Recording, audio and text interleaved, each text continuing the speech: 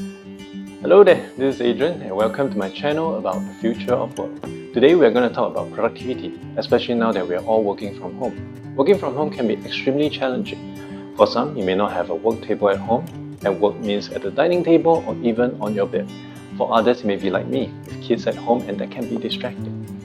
And with distraction, a 30 minutes activity could somehow become a 2-hour drag. You then have to skip lunch to make up for lost time, or even put in extra at the dining table after dinner. Whatever your situation is, there are ways to make it work, but it calls for changes on how you work. I'm quite well adjusted to working from home given that I started practicing it since 2008. In this video, I'd like to distill for you some of the productivity hacks that work well for me and hopefully for you too. Before we begin, please subscribe to this channel and hit the bell button to get notification when there are new episodes. The first one, schedule everything. Procrastination happens to the best of us. Just to do this YouTube video has been a major procrastination for me. So for everything I need to do, I'll put it into my calendar. If not, just act as a reminder, my times get blocked so no one can block the same time for a discussion. This is something I picked up from Jeff Weiner, the former CEO at LinkedIn. He scheduled time blocks to do even nothing but to think. Try to reduce time drain, which often comes in the form of communication. There are many times people may just want to call you to find out exactly where that one file is on the server. Seriously, that can't be a message.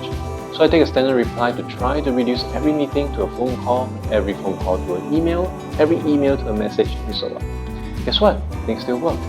And for non-scheduled calls, I will try to ignore them. Usually a message will follow and the problem can simply be solved on text.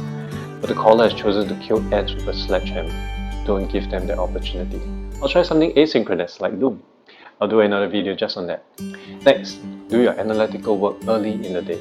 In the book, When? The Scientific Secrets of Perfect Timing, author Daniel Pink shows that timing is really a science. This may work otherwise for you based on your circadian rhythm, but I try to bash through my analytical work before lunchtime. According to Pink, try to tackle analytical problems in the morning and save creative pursuits for later in the afternoon and early evening.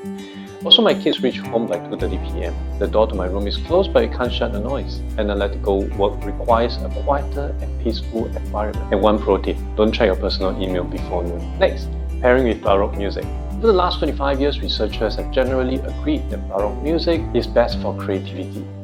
I tried listening to podcasts while working, but it is impossible. Having said that, I still go to my podcast on Friday when I'm focusing more on administrative work. I've added my playlist in the description below. Next, use tech to save time. Many would know I'm a big fan of tech, and there are many out there to help you to save unnecessary time in getting something done. For me, it is to achieve more in lesser or same amount of time.